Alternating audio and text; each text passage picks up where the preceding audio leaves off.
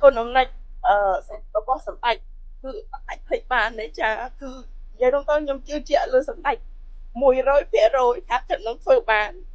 ចាកូនខ្ញុំរយៈកងទ័ពខ្ញុំសប្បាយចិត្តថាអត់មានអីព្រៀបបានទេហើយ